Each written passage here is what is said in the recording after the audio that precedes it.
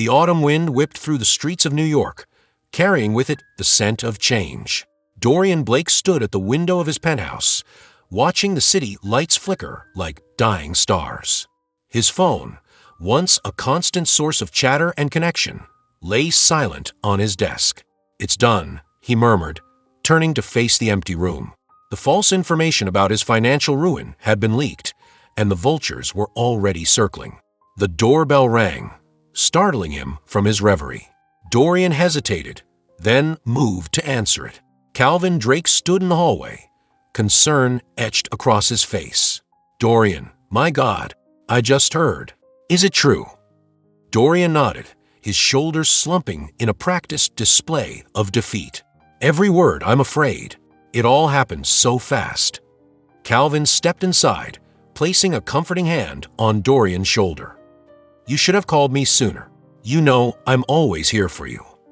Dorian studied his friend's face, searching for any sign of insincerity.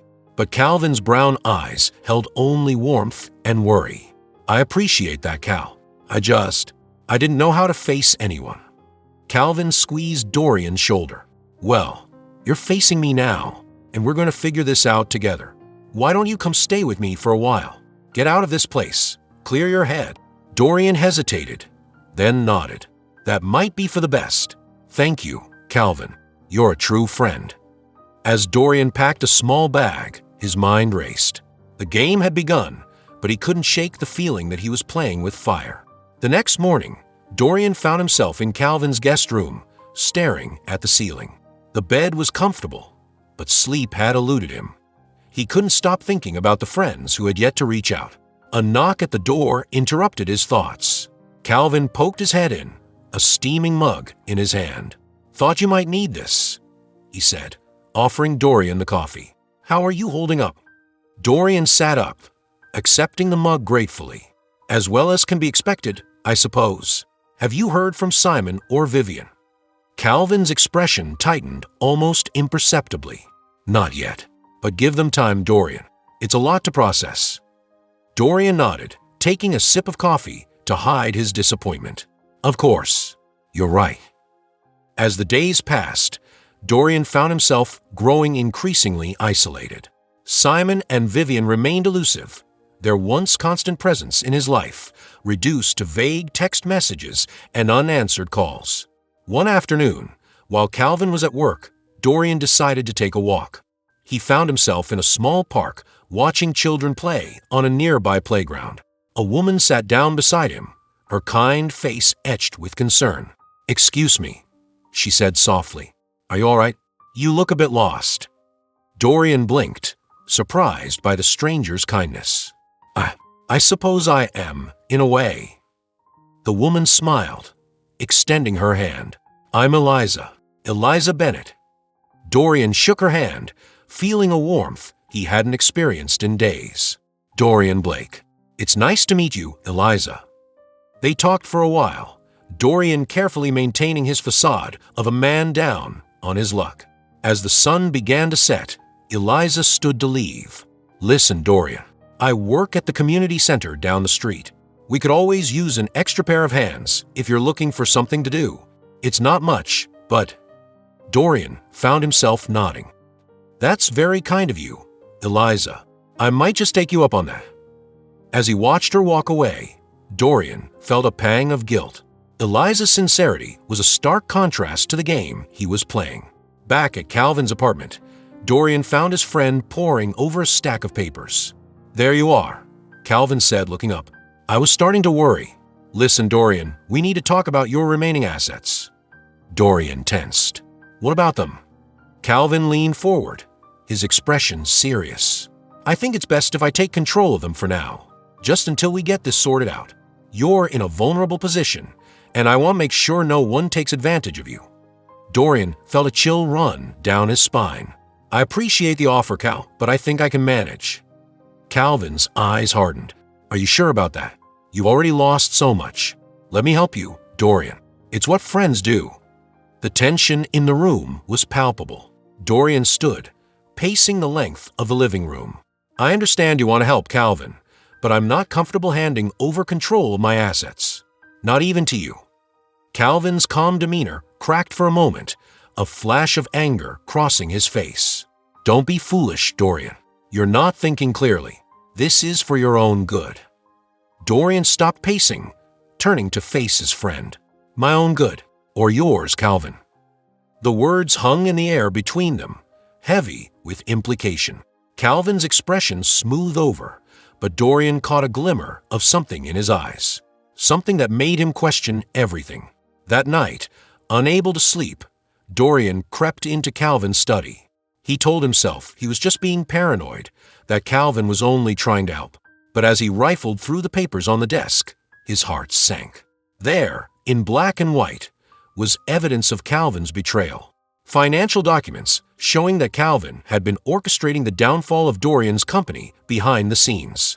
It was all there: the careful manipulation of stocks, the strategic spreading of rumors, the slow dismantling of Dorian's empire. Dorian's hands shook as he replaced the papers. He had expected to find fair-weather friends, but this was something else entirely.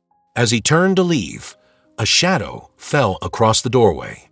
Lucas Hyde, another of Dorian's associates, stood there, his expression unreadable. Well, Lucas said softly. "Looks like the game is up, isn't it, Dorian?" Dorian's mind raced. Lucas was here in Calvin's home, in the middle of the night, which could only mean, "You're in on it too," Dorian breathed, the full weight of the betrayal crashing down on him. Lucas smiled, but it didn't reach his eyes. "Smart man. Always were, weren't you? That's why Calvin needed my help. He couldn't outsmart you on his own." Dorian felt the walls closing in. His test of loyalty had backfired spectacularly, revealing a conspiracy he never could have imagined. "Why?" Dorian asked, his voice barely above a whisper. "We were friends, all of us." Lucas laughed, a harsh, bitter sound. "Friends? Is that what you think we were, Dorian? No. We were your puppets, your playthings. Well, now it's our turn to pull the strings."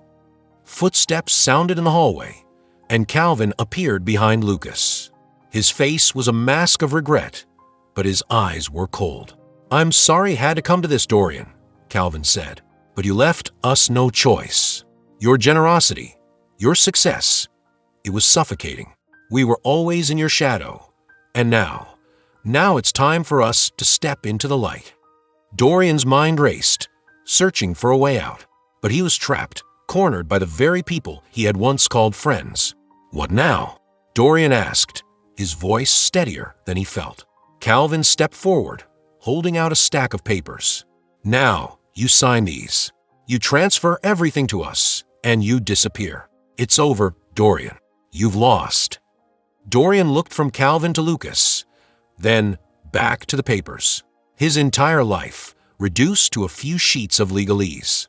He reached out, his hand hovering over the documents. "And if I refuse?" Lucas's smile widened, revealing teeth that seemed too sharp in the dim light. "Then we destroy you, Dorian. Not just financially, but completely. We'll make sure you never rise again." Dorian's hand trembled, inches from the papers. He had started this game to test his friend's loyalty, but now he found himself trapped in a nightmare of his own making. As he stared at the documents that would strip him of everything he had built, Dorian realized that his real test was just beginning. The clock on Calvin's desk ticked loudly in the silence, each second bringing Dorian closer to a decision that would change his life forever. The weight of betrayal pressed down on him, threatening to crush his spirit.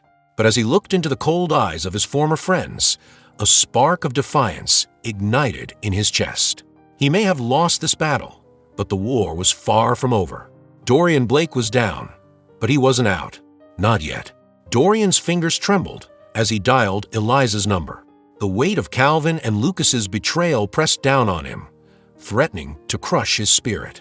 He needed an anchor, someone untainted by the web of deceit he'd uncovered. "Dorian, is everything all right?" Eliza's voice was warm with concern. He swallowed hard. "I could use a friend right now. Can we meet?" An hour later, they sat in a quiet corner of a local cafe. Dorian's eyes darted nervously around the room, half expecting to see Calvin or Lucas lurking in the shadows. Eliza reached across the table, her hand covering his. "Talk to me, Dorian. What's going on?" He met her gaze, seeing only sincerity in her eyes. "It's worse than I thought, Eliza. The people I trusted most, they're trying to take everything from me." Her brow furrowed. "What do you mean? I thought Calvin was helping you." Dorian laughed bitterly, helping himself more like. "He and Lucas, they've been planning this for months, maybe years." Eliza's grip on his hand tightened. "Oh, Dorian, I'm so sorry. What can I do?" He shook his head.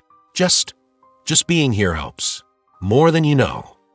As they talked, Dorian felt some of the tension leave his body.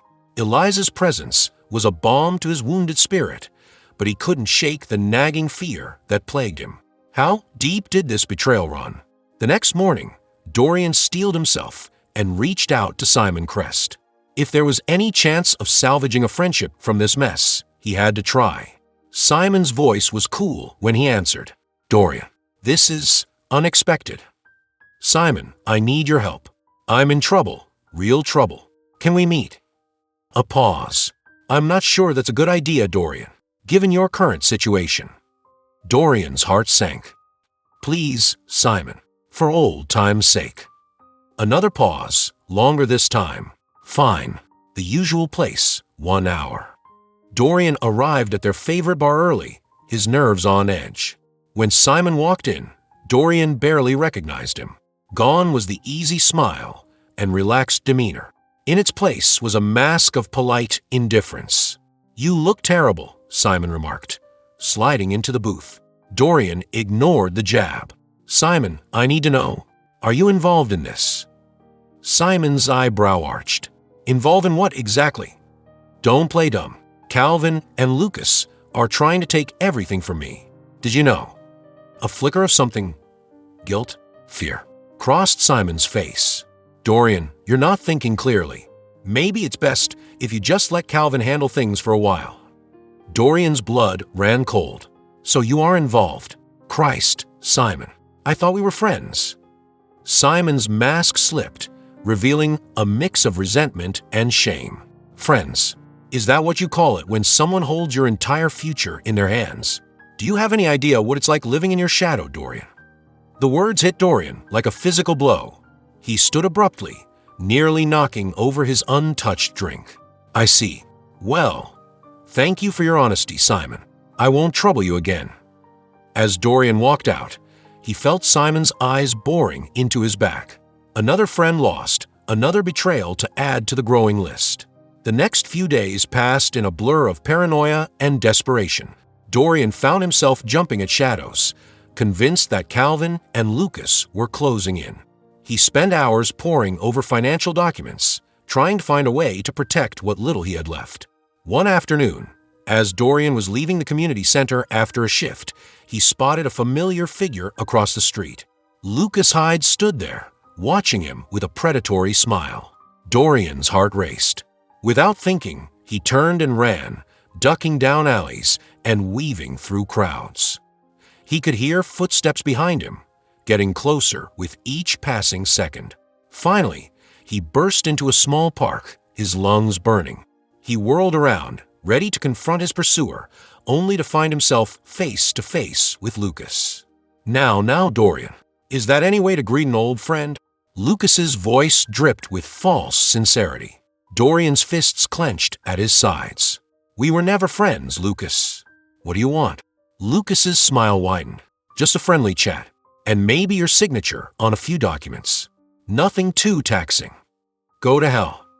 Lucas's expression hardened. "I was hoping we could do this the easy way, Dorian, but if you insist on being difficult." He lunged forward, grabbing Dorian's arm.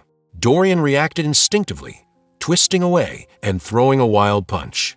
It connected with Lucas's jaw, sending him stumbling backward. For a moment, they stood there, both breathing heavily. Then Lucas charged, tackling Dorian to the ground. They rolled across the grass, trading blows and grappling for dominance. Dorian managed to break free, scrambling to his feet. His lip was split, and he could taste blood. Lucas rose more slowly, his eyes blazing with fury. "You'll pay for that, Blake. One way or another, we're going to take everything from you." Dorian backed away, his heart pounding. "We'll see about that." He turned and ran, not stopping until he was sure he'd lost Lucas. As he leaned against a wall, trying to catch his breath, the full weight of his situation crashed down on him. He was alone, outmaneuvered, and running out of options. That night, as Dorian tossed and turned in his bed at Calvin's house, a noise from downstairs caught his attention. He crept down the stairs, careful to avoid the creaky spots he'd memorized. Voices drifted from Calvin's study. Dorian pressed himself against the wall, straining to hear, getting suspicious. "We need to move faster." Calvin's voice, tense and irritated. "Patience, my friend. Everything is falling into place." The second voice belonged to Simon. Dorian's breath caught in his throat. Simon was here, in Calvin's house, in the middle of the night. The betrayal ran deeper than he'd imagined. "What about Vivian? Is she on board?" Calvin asked. Simon chuckled. "Oh, she's more than on board. She's the one who suggested we target Dorian's reputation. A few well-placed rumors about mental instability, and no one will believe a word he says." Dorian's mind reeled. Vivian too. Was there no one he could trust? He must have made a noise, because suddenly the voices stopped. Footsteps approached the door, and Dorian scrambled back up the stairs, his heart pounding in his ears. The next morning, Dorian feigned normalcy as he ate breakfast with Calvin. But his mind was racing, trying to piece together a plan. "You're awfully quiet this morning," Calvin remarked, his tone casual. Dorian forced a smile. "Just thinking about the future. It's all so uncertain now." Calvin nodded sympathetically. "That's why you need to let me help you, Dorian. I can protect what's left of your assets. You trust me, don't you?" The question hung in the air between them, heavy with unspoken truths. Dorian met Calvin's gaze, searching for any hint of the friendship they once shared. "Of course I do, Cal. You're all I have left." The words tasted like ash in his mouth. Later that day, as Dorian volunteered at the community center, he couldn't shake the feeling of being watched. He caught glimpses of Lucas in the crowd, always just at the edge of his vision. Eliza noticed his distraction. "Dorian, are you all right?" He blinked, focusing on her concerned face. "Sorry, I thought I saw someone I knew." She frowned. "You look pale. Maybe you should take a break." Dorian shook his head. "No, I'm fine. Really. This work, it helps keep my mind off things." Eliza's hand found his, squeezing gently. "You know you can talk to me, right? About anything." For a moment, Dorian was tempted to tell her everything, but the memory of Simon and Vivian's betrayal held him back. He couldn't risk losing the one genuine connection he had left. "I know," he said softly, "and I'm grateful for that. More than you know." As the day wore on, Dorian's paranoia grew. Every shadow seemed to hide a threat. Every casual glance from a stranger felt loaded with sinister intent. When he returned to Calvin's house that evening, he found an envelope waiting for him. Inside was a formal notice of financial proceedings against him, outlining the transfer of his remaining assets to a holding company he'd never heard of. Dorian's hands shook as he read the document. This was it, the final play. If he signed these papers, everything he'd built would be gone. A knock at the door made him jump. Calvin stood there, his expression unreadable. "I see you got the paperwork," he said, nodding toward the envelope. "It's for the best, Dorian. You know that, don't you?" Dorian stared at his oldest friend, searching for any sign of remorse or hesitation. He found none. "And if I refuse to sign?" Calvin's smile was cold. "Then we do this the hard way. And trust me, you don't want that." As Calvin turned to leave, Dorian called out, "Why, Cal?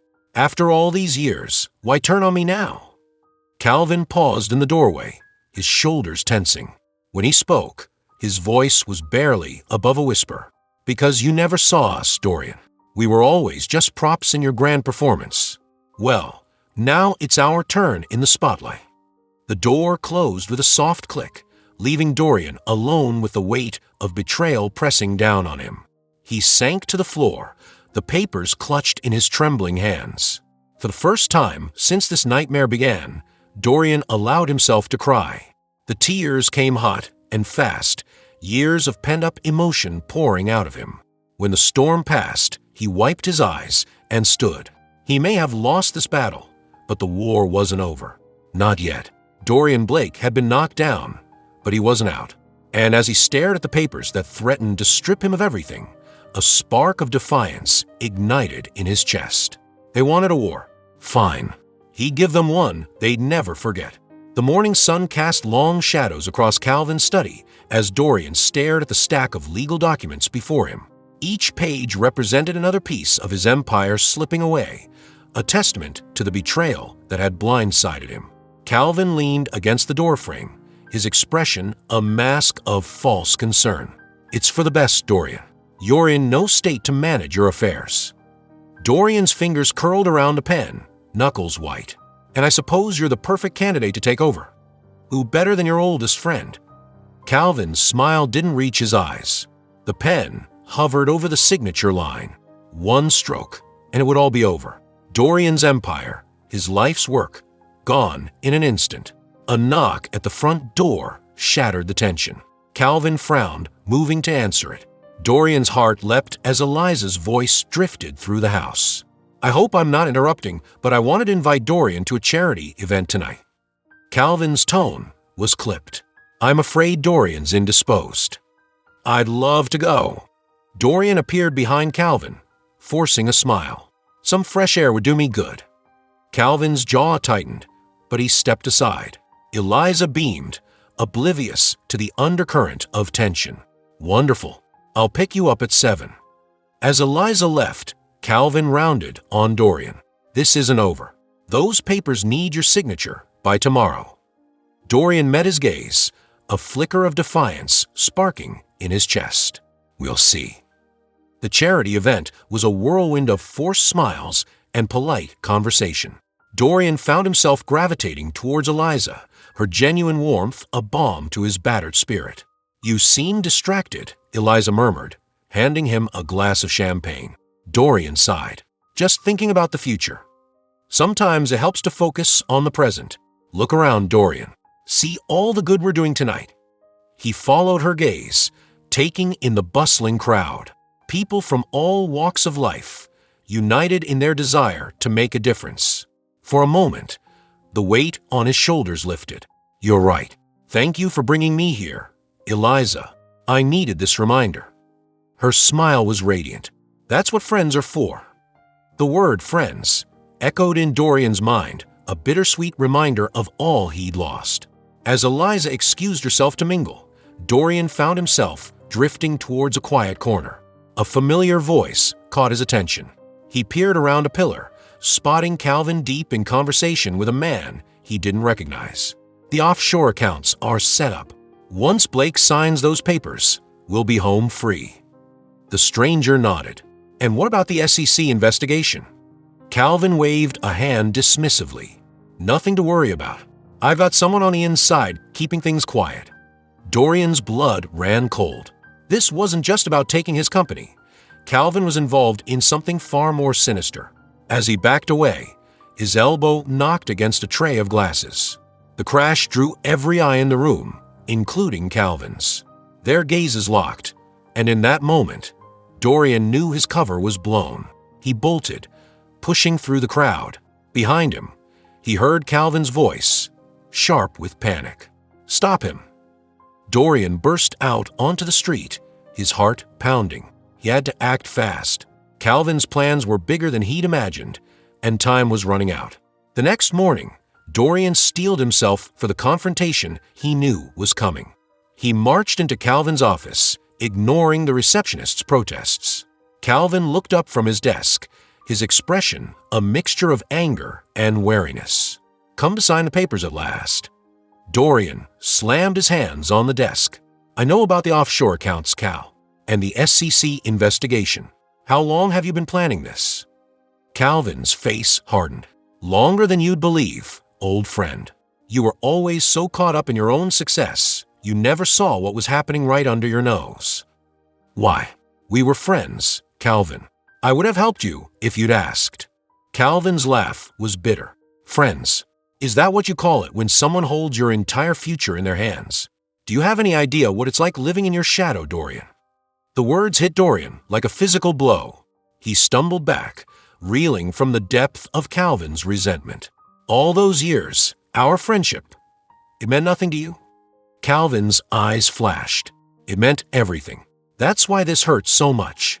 But it's time for me to step out of your shadow, Dorian. And if that means destroying you in the process, so be it. Dorian's mind raced. He had to find a way out of this, a way to turn the tables. But Calvin wasn't finished. You think you can stop this? It's already done. Simon, Vivian, Lucas, they're all in on it. Your entire world has turned against you, Dorian. You have nothing left.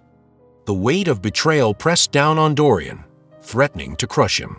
But as he looked into Calvin's eyes, he saw something he'd never noticed before: fear. You're wrong, Cal. I still have my integrity, and that's something you can never take from me. Calvin's composure cracked. He lunged across the desk, grabbing Dorian by the collar. Sign the damn papers, Blake, or I'll destroy everything you've ever cared about. Dorian wrenched free, stumbling towards the door. This isn't over, Calvin. Not by a long shot. As he fled the office, Dorian's mind whirled. He needed help, but who could he trust? Everyone he'd ever called a friend had turned against him. Everyone except Eliza answered on the second ring. Dorian, is everything all right? He took a deep breath. Eliza, I need your help. But before I explain, I need to know, can I trust you? There was a pause. Then her voice came through, steady and sure. Always, Dorian. What's going on? As Dorian poured out the whole sordid tale, he felt a weight lifting from his shoulders. When he finished, there was silence on the other end of the line. Eliza, are you still there? Her voice was quiet but determined. I'm here, Dorian, and I believe you. What can I do to help? Relief washed over him. Meet me at the community center in an hour. There's someone else we need to talk to. Detective Marlowe was exactly as Dorian remembered him. Sharp-eyed and world-weary. He listened to Dorian's story without interruption, his expression unreadable. When Dorian finished, Marlowe leaned back in his chair. That's quite a tale, Mr. Blake. But why come to me? Surely there are other, more official channels. Dorian exchanged a glance with Eliza. Because I remember the Hartley case, Detective. I know you're not afraid to bend the rules when it comes to justice. Marlowe's eyes narrowed. And what makes you think I'd be willing to help you? Because Calvin's corruption goes deeper than you know. He mentioned having someone on the inside of the SEC. This could be your chance to clean house. A spark of interest flickered in Marlowe's eyes. All right, Blake. I'm listening. What did you have in mind? As they hatched their plan, Dorian felt a glimmer of hope for the first time in weeks. It was risky, but it was his only chance to reclaim his life and expose Calvin's treachery. The next day, Dorian walked into Calvin's office, his heart pounding, but his resolve firm. Calvin looked up, surprise flickering across his face. Come to surrender at last. Dorian placed a USB drive on the desk. Not quite. I think you'll find this interesting. Calvin's eyebrows rose as he plugged in the drive. His face paled as he scrolled through the files. Where did you get this? Does it matter? What matters is what I'm going to do with it. Calvin's composure cracked. What do you want, Dorian? The truth, Cal. I want you to look me in the eye and tell me why. Why betray years of friendship? Why destroy everything we built together? For a moment, Calvin's mask slipped, revealing a glimpse of the man Dorian once called his best friend. Because I was tired of being second best. Always in your shadow, never quite measuring up. I needed to prove I could be more. Dorian's heart ached at the raw pain in Calvin's voice. You were never second best, Cal. Not to me. Calvin's laugh was hollow. Easy for you to say. You had everything. The success, the admiration, the life I always wanted. Taking it from you, it felt like justice. And now, was it worth it? Calvin's shoulders sagged. I don't know anymore. The office door burst open, revealing Detective Marlowe, flanked by 2 uniformed officers. "Calvin Drake, you're under arrest for fraud, embezzlement, and conspiracy." As the officers led Calvin away, Dorian caught a final glimpse of his old friend's face. The mask had crumbled completely, leaving only regret and defeat. Marlowe turned to Dorian. "Well played, Blake. But this isn't over. We'll need your full cooperation to unravel this mess." Dorian nodded, feeling the weight of the past weeks pressing down on him. "Whatever it takes, Detective. I want the truth to come out. All of it."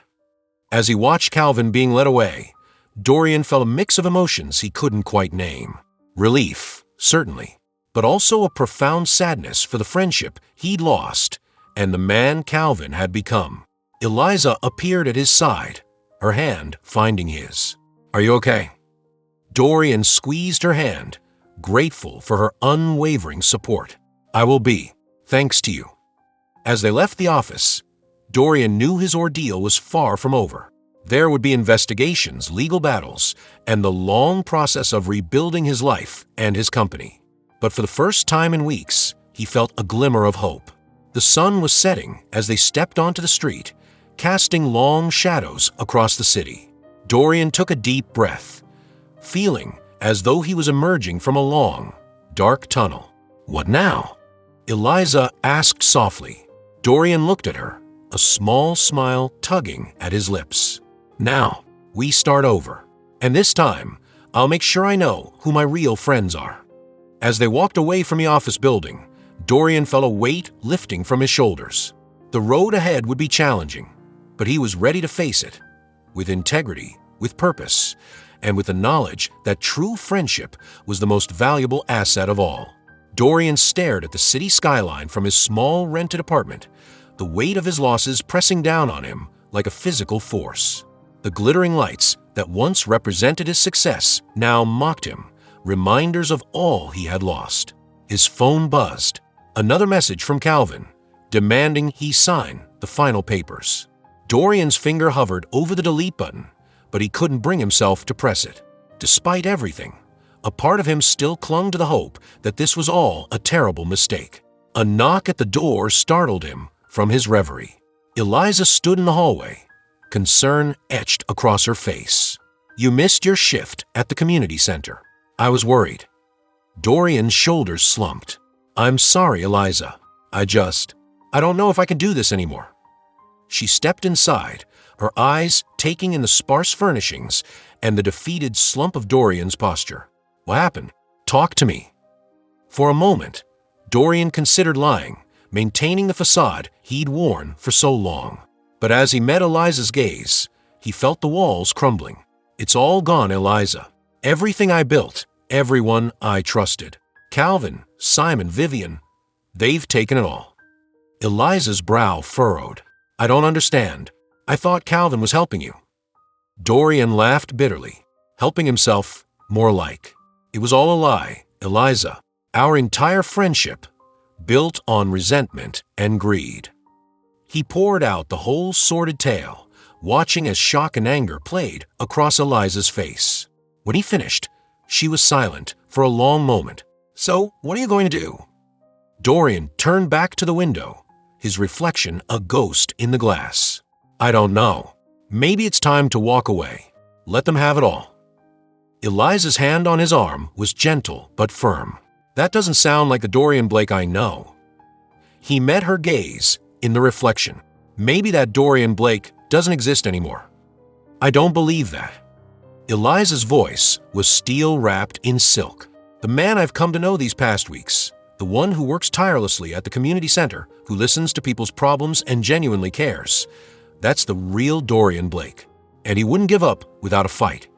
Her words pierced through the fog of despair that had clouded Dorian's mind. He turned to face her, really seeing her for the first time. "Why do you care so much, Eliza?" Her smile was soft but determined. "Because I believe in you, Dorian. And because sometimes we all need someone to remind us of who we really are." In that moment, something shifted inside Dorian. The spark of defiance that had been smothered by betrayal and loss flickered back to life. "You're right.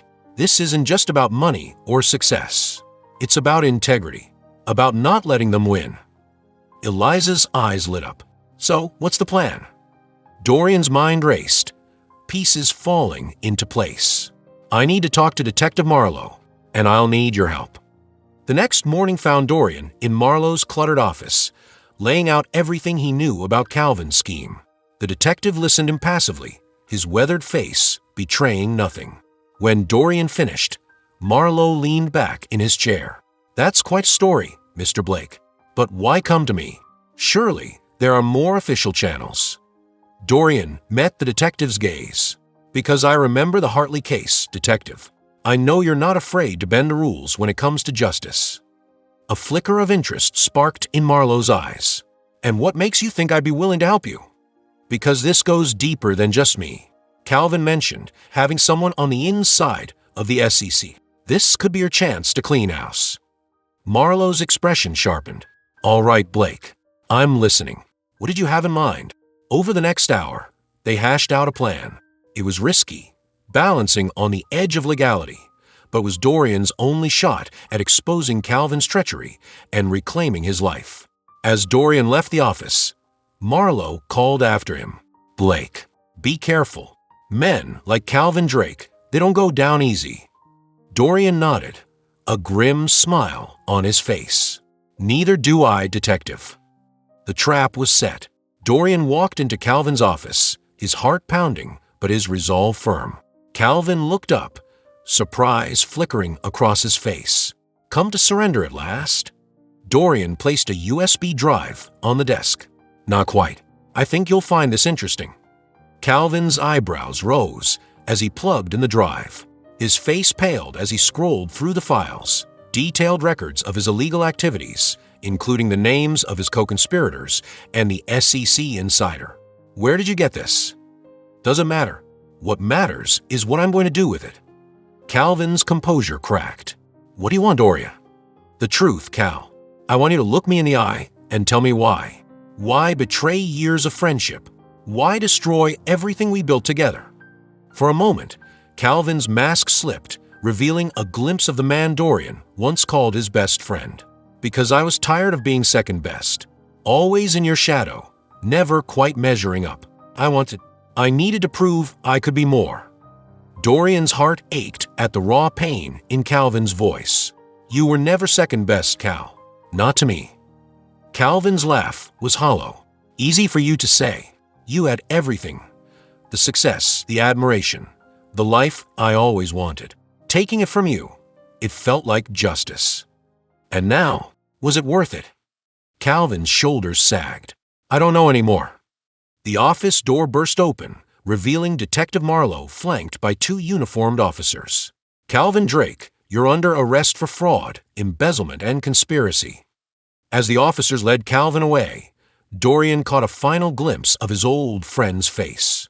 The mask had crumbled completely, leaving only regret and defeat. In the days that followed, the full extent of the conspiracy unraveled. Simon and Vivian faced public disgrace for their roles, their carefully cultivated images shattered. Dorian's company was saved, the truth of his financial situation coming to light.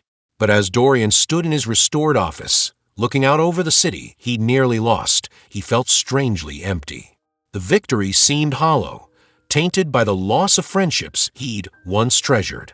A knock at the door interrupted his thoughts. Eliza stood there, a small smile on her face. How are you holding up?